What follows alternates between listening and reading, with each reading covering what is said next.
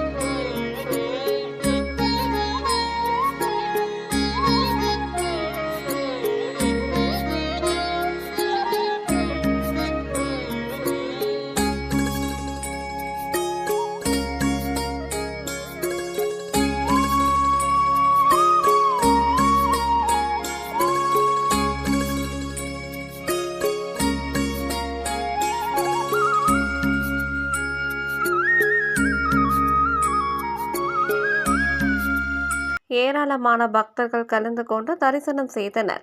கலந்து கொண்ட பக்தர்கள் அனைவருக்கும் விபூதி குங்கும பிரசாதம் வழங்கப்பட்டது.